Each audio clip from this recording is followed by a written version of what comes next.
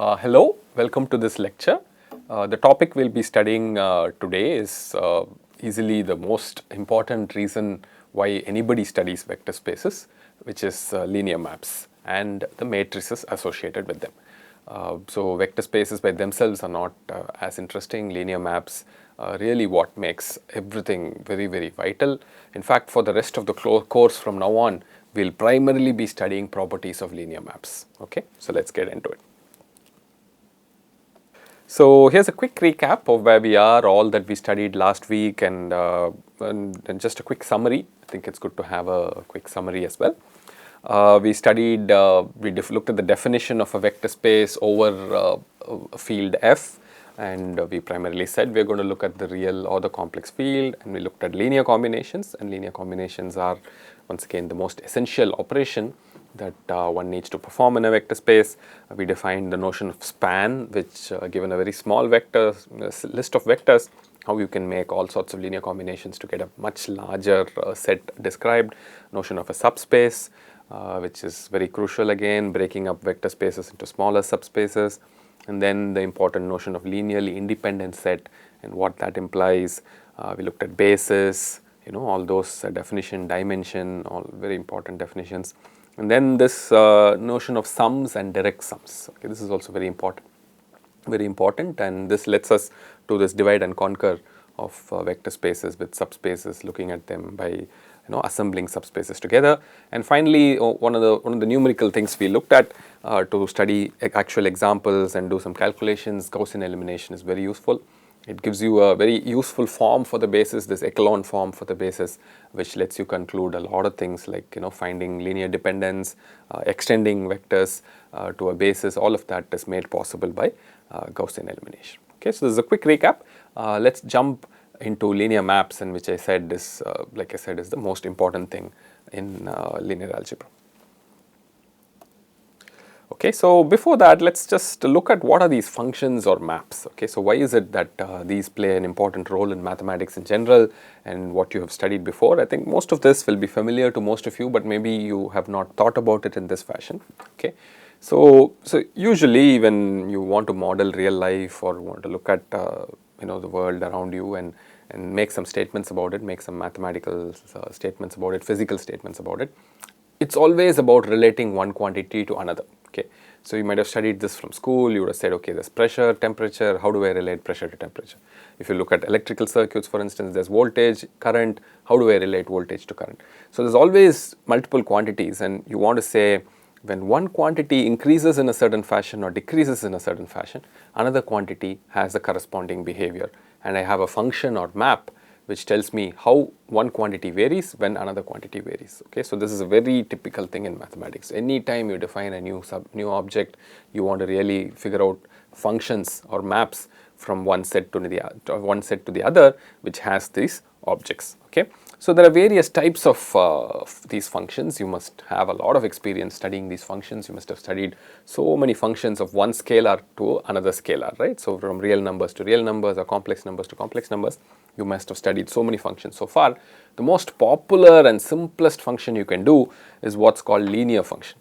Okay, so in linear functions, just one quantity increases in proportion with the other quantity. It's like a straight line, when irrespective of how large the quantity is, if it varies by a certain amount, the other quantity also varies by a proportional amount, right? So that's the linear function. It's very popular. In fact, most models use linear functions to start with. Only when linear doesn't work, people look at maybe something non-linear, which could be quadratic, polynomial, exponential, logarithmic, trigonometric. You might have seen all these functions and their properties and behaviors and all that, and this dominates modeling of real life. Okay, so but the most important function of all this is the linear function. Okay, there are lots of reasons why that is true.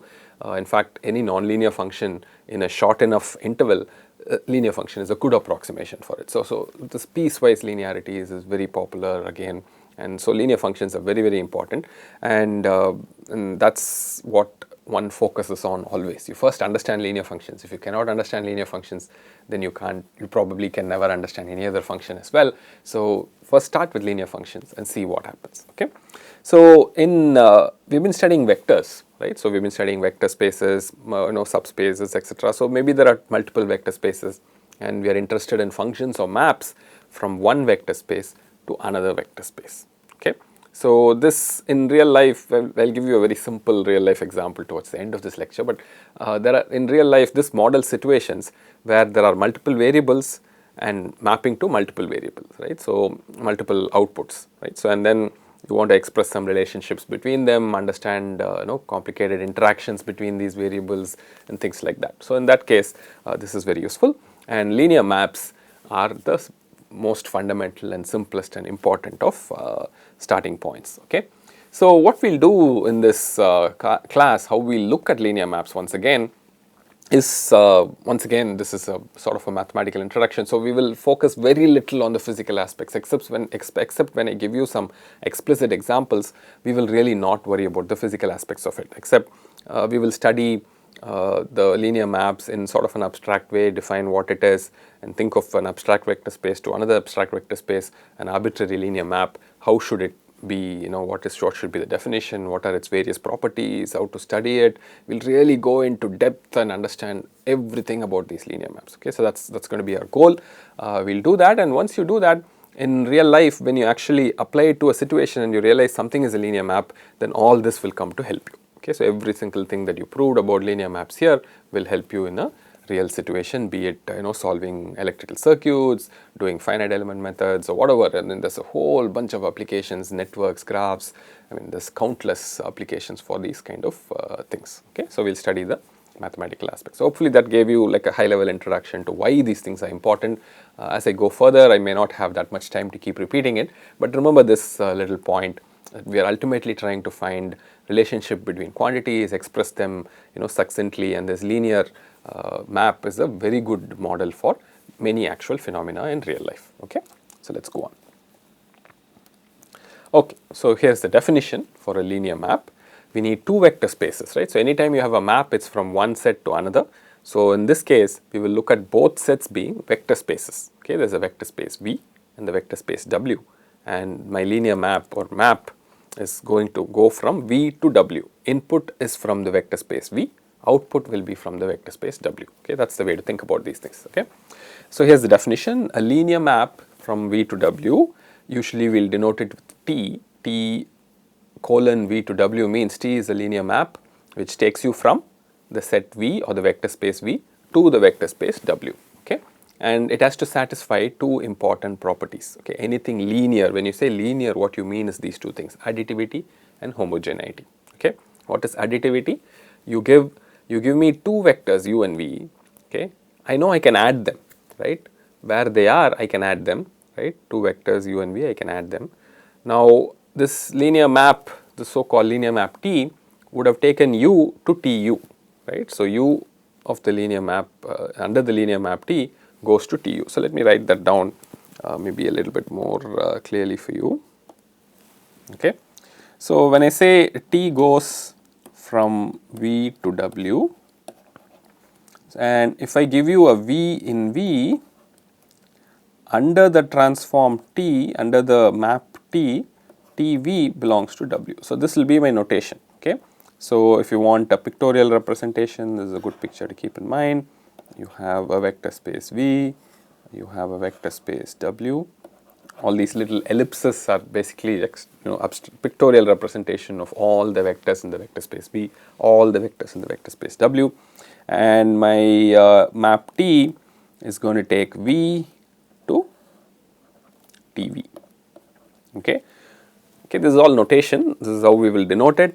Now, remember the V, small v actually belongs to the vector space capital V, but this TV, right, will belong to the vector space W. Okay, this is what a map does. Okay. Now, what is this linear map supposed to do? I know that u will go to Tu, v will go to TV, and I can do the addition u plus v. I will get another vector, right? U plus v is another vector in V.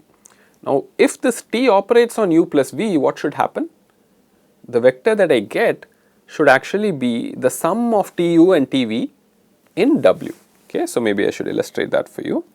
I have a u which under T goes to Tu, okay, and I will also have a u plus v, right. So, maybe u plus v is here, I do not know where it is, right. So, this could be u plus v, or in general let me write it as AU plus BV, okay, or maybe let me not do that. So, U plus V, okay.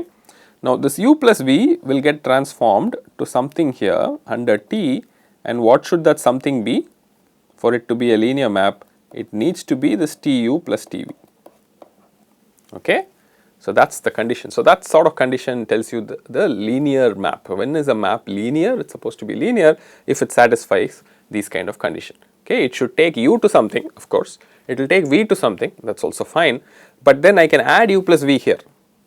In the domain I can add U plus V, and in the range on the other side where it takes me I can add TU plus TV, right.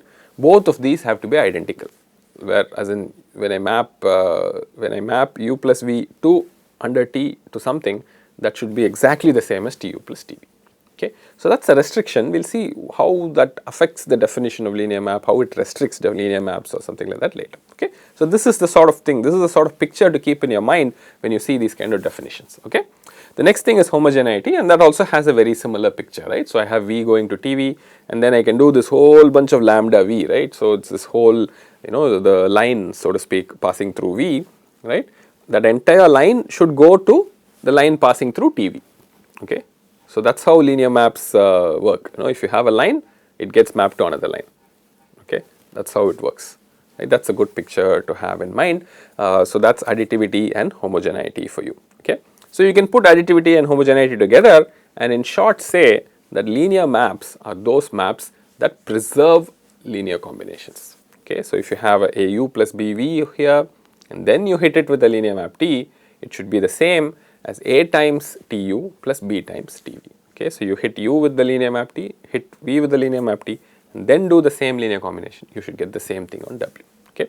So, you have all these nice I mean these two conditions maybe sound a bit too restrictive to you, maybe you think there is not too many linear maps, but it is not true. So, you have quite a few interesting linear maps, and this set of linear maps is also very rich. There is lots of linear maps out there, and we will keep studying them, okay. Hopefully, this definition is clear. Quite often when you read these definitions, maybe the entire significance doesn't come to you immediately. We will study more and more aspects, and as you study more and more, you will see how this linearity plays a important role, okay. A good picture is this picture that I drew here. You can think of this set sort of picture V to W, and T keeps mapping, and there are these connections on all these restrictions on what it has to map, okay. So, straight lines have to go straight lines, and all these things have to be true, okay. Alright, so that is linear maps for you. So, we have seen the definition. Let us see a whole bunch of examples. So, most of these lectures and even other lectures on linear maps, I will primarily give a lot of examples to motivate, but we will also see some general results as we go along. But right now, let us start with some examples, okay. Are there many linear maps, right, you may ask. So, here is some very simple examples. The first and the most, the first two examples we will see are sort of trivial in some sense, okay. They are very simple definitions in some sense, but they are also important, just they will play an important role as we will see later on. The first linear map is the zero linear map. What is the zero linear map? I simply take any vector and map it to 0, okay. So, you will see that many things we denote it as the same in this course, right. So, that might be one of your complaints. For instance, 0 stands for the real number 0, stands for the complex number 0, stands for the 0 vector in any vector space, in F2, in F3, in F5, whatever, it stands for the 0 vector. Now, 0 will additionally stand for the 0 linear map, okay. All 0 linear map. Any vector I map to 0, I will again denote it by 0. Okay, hopefully this is not confusing to you. Depending on the context, it will be abundantly clear what 0 is. But keep that at the back of your mind. Sometimes we will write some equation equals 0, and then you have to sort of interpret it based on that equation what 0 it should be. Okay, so that is something to keep in mind. Anyway, so that is the 0 for you. Definition is very simple. You can again draw a picture. Okay, so these pictures are good to draw. So when I think of a 0, what am I doing? I have a V, I have a W, there is the 0 in the W. What does my T do? It takes my entire vector space V and it maps it to 0, okay. So you can check sort of trivially that this is the 0 t equals 0 maps everything to 0, right? You can check that this is a linear map. See, remember, anytime I give you a definition, you have to go back. Anytime I claim something is a linear map, you have to go back to the definition and make sure that those definitions are not violated. Okay. So if I do this, you can check that both the conditions are not violated. Additivity holds, homogeneity also holds. Okay. Any linear map, whatever you may do, finally you always get 0, right? So it doesn't matter what you do, that condition is satisfied. Okay. Another linear map, which is again trivial but very important, is when V and W are the same. Okay, so your W, which is another vector space, is the same vector space as V. So you're mapping vectors from V to itself. Okay, such linear maps are called operators. Okay, so later on we'll study much more about operators. Operators are much more interesting and to study. But when once you say V to V, you have this very interesting linear map, which is the identity linear map, which will be denoted as 1. Okay, once again, 1 stands for many things in this class. So in the world of operators, 1 will be the identity operator. Okay, what does it do? As the name specifies, any vector you give to it, it will simply spit out the same vector. Okay, identity linear map, you give it V, it will give you V again. Okay, so that's the identity map. A few more examples here, which are in the polynomials example, just to give you, just to emphasize that not just finite dimensional vector spaces, any vector space in fact has linear maps. Many interesting linear maps are there out there. Here are a few examples. If you look at the vector space of polynomials with real coefficients, remember this is infinite dimensional, right? So I'm not putting any degree restrictions. Any degree is okay. On that space, on that vector space, I've given you here 3 examples. One is differentiation, another is integration, another is multiplication by x squared. You can think of other examples, no? Multiplication by x cubed, multiplication by something else. You can think of so many nice interesting examples. All of those are linear maps, and you have to go back and check your conditions, and these come from just the basic definitions that you have out there. And there are all sorts of interesting linear maps. You can have linear maps from polynomials to polynomials, polynomials to reals, all sorts of interesting things you can do there as well. Okay, so I don't want to go into too much detail here, but just to show you, there's a rich set of linear maps out there, even in the other sorts of vector spaces that we've been studying. Okay, so that's simple examples. Now it turns out the most interesting linear maps are these kind of maps, maps that take you from Fn to Fm. Okay, the n dimensional vector space over the field F to the m dimensional vector space over the field F. There are many linear maps that do this, and most of the time in this class we'll study only these linear maps. Okay, there's these linear maps from finite dimensional vector spaces to another finite dimensional vector space. That's what is most interesting to us. Okay, so this is very important, and in this slide I have a whole bunch of examples for you, and these examples are very important. Just think about them. This is the first time if you're looking at it. Look at them for a while, think about them, and then figure out if each of these are linear maps or not. By the way, one more thing I want to mention, quite often people will say linear transformation instead of linear map. I might also do that a lot. I might say linear transformation later on, but both of them are exactly the same. Okay, so linear transformation, linear map, both of them mean the exact same thing. Okay, so let's go on and look at each of these examples here. There's a whole bunch of examples, and next to each of them I'm going to write either linear or not. Okay, so if I say linear, then it's a linear map. You can check those conditions, it will be true. If I say not, then it's not a linear map. Okay, some condition is violated. Okay, so let's see that. The first one is most trivial example. It's just t of x equals 4x, f to f. You can check both the conditions will be true. It's a very easy thing to check. This is linear. Okay. The next one is sort of agonizingly close to this 4x, right? This is t of x equals 4x. This is just 4x plus 3. Okay. So all of us think of this as also linear. Quite often this is thought of as linear, but this will not satisfy the conditions that you have. Okay. You can do a quick check. You put x1, x2. x1 goes to 4x1 plus 3. x2 goes to 4x2 plus 3. x1 plus x2 will go to what? 4x1 plus 4x2 plus 3. But what is t of x1 plus t of x2? 4x1 plus 4x2 plus 6. Okay, so there's a violation there. okay. Because you are adding this constant to every transformation, that constant will double and you have no way of capturing that doubling in your definition, okay. So, this is not linear, okay. Okay, anytime you have a constant addition, it is not linear.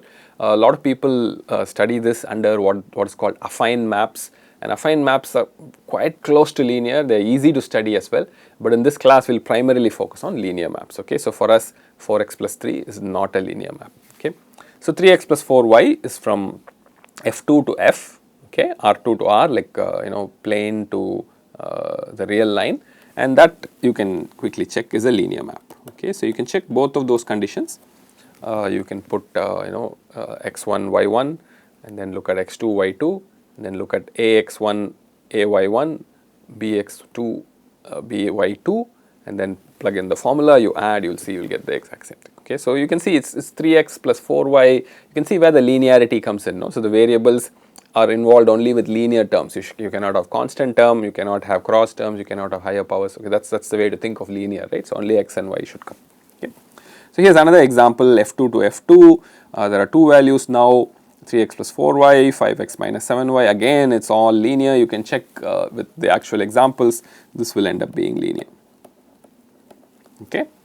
So, here is another example, let us 3x plus 4y plus 5xy, then 5x minus 7y plus 2, and it turns out these two make it non-linear, okay. So, it is not linear, alright. And the last one, if you check it out, you see it is all a bunch of linear terms, so this is linear, okay. So, this is sort of gives you a feel for how a linear transform will look from fn to fm, and like I said, that is the most important example. You have a bunch of coordinates, n coordinates at the input, and every coordinate at the output should just be a linear function of that. So, it can involve x, y, z, but nothing more, right. It cannot have x squared, it cannot have x, y, cannot have even a constant, okay. If it has a constant also, there is a problem, okay. So, for instance, if you want a simple exercise, what about this one, t of x equals 2, is this linear, okay. Okay, think about it, okay. This is a simple little exercise for you, the answer is quite easy, but still think about whether or not this is linear, okay. So, it will give you an interesting notion of what linearity really tightly means, okay. So, hopefully this gives you a sense of what it is, and like I said, we will primarily study these linear maps in most of the rest of this course, okay. Now, so we have this notion of linear maps, we have defined it. So, how do you specify a general linear map? So, how do you think of a linear map? What should we do to fully specify a linear map, right? So, what is the meaning of fully specify? So, anytime you want to specify a map, what do? I want to define a function f of x, what do? Okay, you have to sort of tell, given an x, how do you find the f of x, right? So, supposing you take f of x equals square root of x, for instance, right? So, all of us know that given x, you know what square root of x means, I mean, you can go into a calculator, put it in, it will give you the answer. So, there is a very well established method to compute that function. So, likewise in a linear map, I should be able to tell you when I define a linear map, right, a clear and precise method to compute that output given an input, right. So, how do you do that, okay? And for doing that for vector spaces, you have to use the basis. Basis is a very simple way of doing it. Of course, there may be other ways of doing it, but specifying a linear map through the basis or specifying how to compute the output of a linear map given the input through a basis is the most direct and simple way to do, okay. So, here's the method, I put it inside a box for you. You have a linear map T from V to W, okay. V is some vector space, W is some another vector space, and T is a linear map that goes from V to W. You start with the basis of V, okay. Any basis, you know that there are infinite bases, so many different bases are there. You pick your favorite one, maybe the standard basis, right. So, when you are confused, you do not know what basis to pick, you pick the standard basis, isn't it. So, you take some standard basis or some sort of a basis like that in a finite dimensional vector space V1, V2 to Vn, okay. So, it turns out it is enough if you specify T of V1, T of V2, T of Vn, okay. So, once again think about it, I have this big vector space and it looks like for every vector I have to specify what TV will be, right. So, that is how you are thinking, you have to specify a vector space, but it is enough if you specify for a linear map, it is enough if you specify, given a basis, where each of those basis vectors go. Okay, I have basis with n vectors v1 to vn. All I have to do is say what v1 gets mapped to, what v2 gets mapped to, so on till what vn gets mapped to. Once I give you that, it turns out for any other vector v, I can find out where that will map to. Okay, so it's not too difficult to imagine. Linearity plus specifying it in the basis is enough for you to specify the map for the entire vector space. The proof is so silly here. You see what I've done here. If you take any vector in the vector space, I know since this v1 to vn is a basis, I have a linear combination of these v1 to vn which give me v, right? So that much I know. So I make that linear combination, I get v. So now how do I find tv? So it's sort of the linearity directly helps you, right? So T of the linear combination a1 v1 to an vn, I know all of that can be taken out. So I get simply a1 T of v1 plus a2 T of v2, so on till an T of vn, and I know T of v1 to T of vn. Okay, so once I know that, I'm done, right?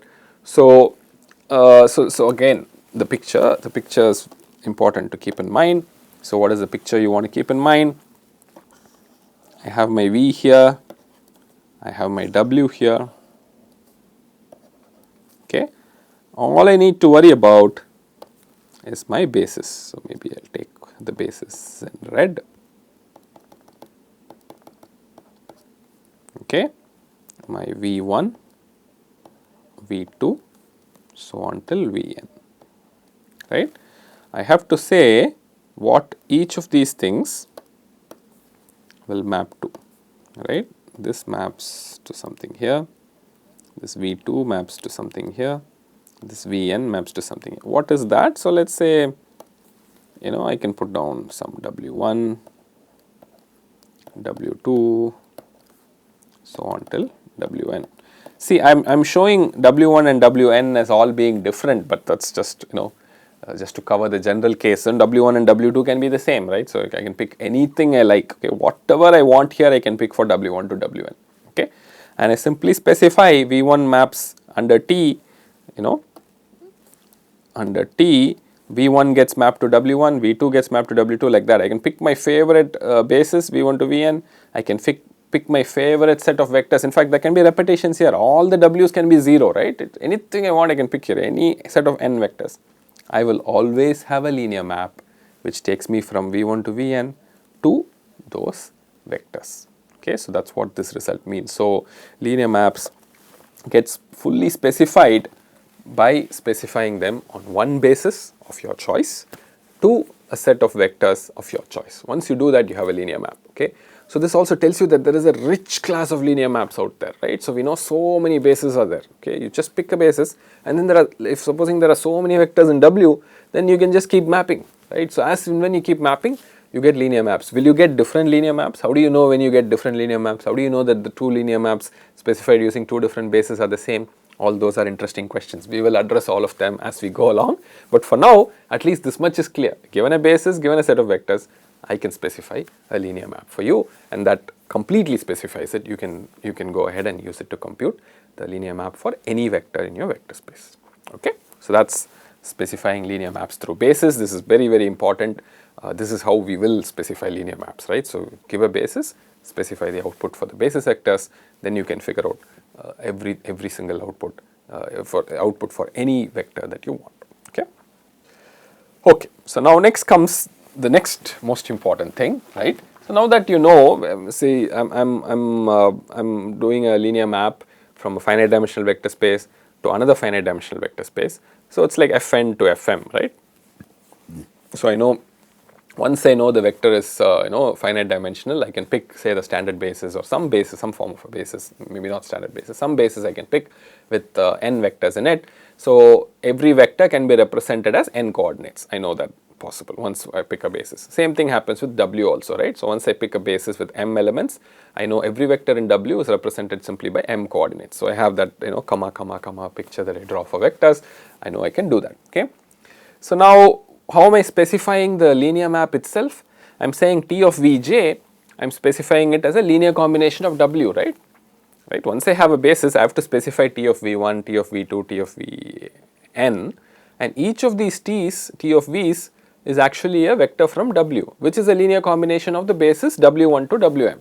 Okay. So, I will have a picture like this. Okay. So, in general, every output I specify will look like this, isn't it? Right. So, the every basis V1 to Vn, I have to specify what T of V1 is, T of V2 is. Now, each of these T of Vj's is actually a vector in W. So, it has to be a linear combination of the small w's, and look at the coefficients. Those coefficients I can pick, some coefficients will come there. Okay, those will be the what Vj gets mapped to, right. So, that is how I specify. So, these coefficients, as it turns out, end up specifying the entire linear map. Okay. So, the scalars Aij are crucial. Once I specify the scalars Aij fully, right, for all values of I goes from 1 to m, j goes from 1 to n. Once I specify that, the entire linear map is specified from V to W under this chosen basis. Okay. So, these values Aij you conveniently capture into a matrix form. Okay. So, that is how the matrix gets formed, and that is the connection between matrix and linear map. Okay. So, when you have a m cross n matrix, you have to think of it like that. Okay.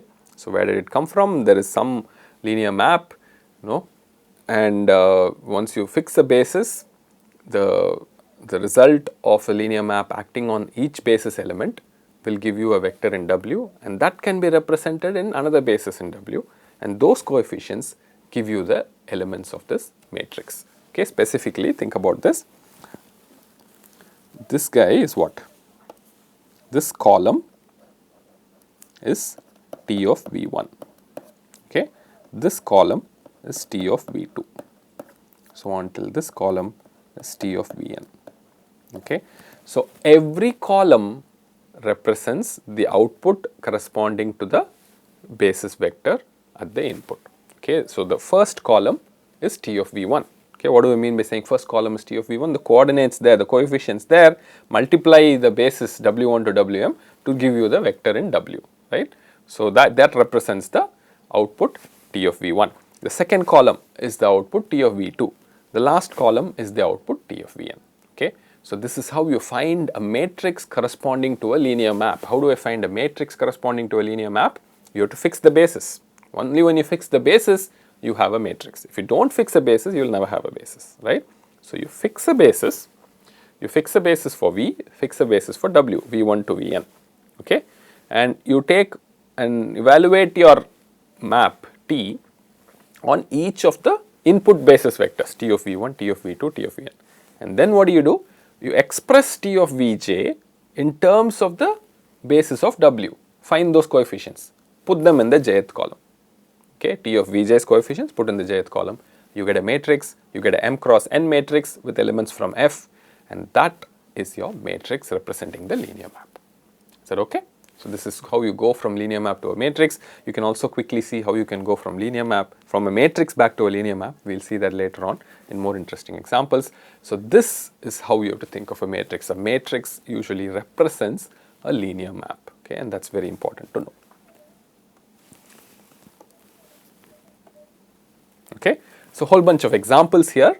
I will pick the example to go from Fn to Fm, and I will say it is the standard basis. Okay, so that there is no confusion about choice of basis, etc. Okay, you know what the standard basis is, right? 1 0 0 0 1 0 0 1 0 0 1 like that. Okay, so we pick standard basis and Fn to Fm, and let's see a whole bunch of examples of this linear transformation and the matrix corresponding to it and all that. Okay, so that's your transformation. The first example I took, T of x equals 4x, right?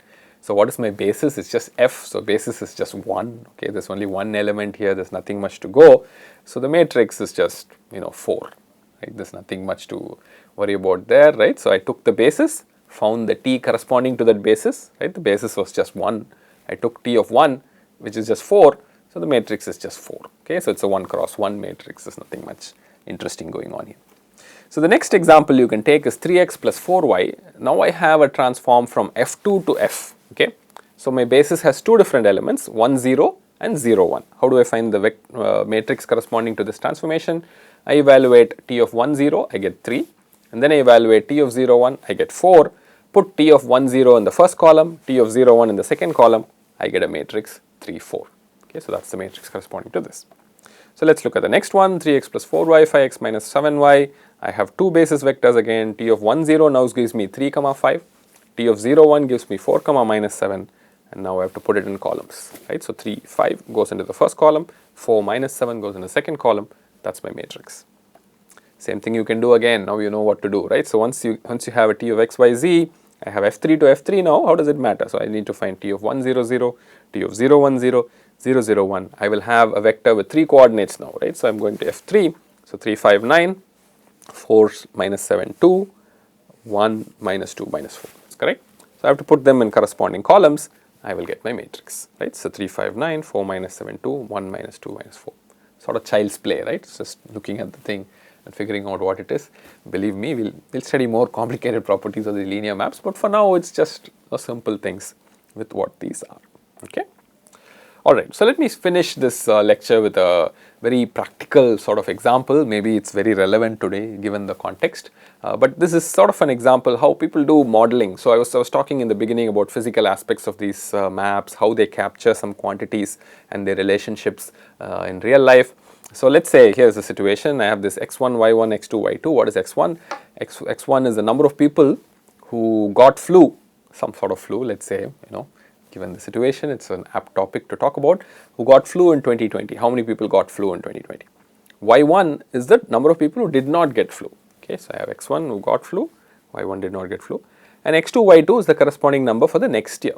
Okay, number of people who will get flu, let's say in 2021, and y2 is number of people who will not get flu in 2021. So these numbers you can imagine are very important, right, for planning and all that. So a lot of modeling happens like this. Believe me, real life works a lot with models, and models are like this. So what's my model? I'm going to have a model which predicts that people who already got flu in the last year, their incidence for flu will be 10%. Okay, I'm just cooking up a number here. I have no basis to ground it in any reality. Please take this. This is an abstract model just in my own head. I've just put those numbers. Okay. The next number is incidence of flu in people who have not gotten flu in the previous year. Okay, that I'm going to take as 30%. Okay. And let's say these population changes, equal number of number of people who die, number of people who are born, and we are not going to look at those kind of differences and just sort of keep it simple. Okay, so if you want to do that with this model, you can start writing out equations. Okay, so you see x2 is going to be 0.1 x1 plus 0.3 y1, then y2 is going to be 0.9 x1 plus 0.7 y1. Okay, so there you go. That's the linear map, and T of xy is that linear map, and there is a matrix associated with this linear map. Okay, so a simple example. I mean, of course, you can think of more complicated examples, like for instance, you might have seen electrical circuits, a bunch of voltages in some nodes, currents through some components. You can write a linear relationship between the currents through those components as a function of those node voltages, and you know how to write those, how to solve those, etc., etc. Right? So more complicated relevant models are there, but I just wanted to throw a very simple model at you to end this lecture. Okay, so at the end of this lecture, once again, there's a quiz here. I'll urge you to please fill this quiz with what you know. It gives me very good feedback on what concepts have gone through, what have not gone through. I can pick up on these and clarify during our interaction sessions. Okay, thank you very much.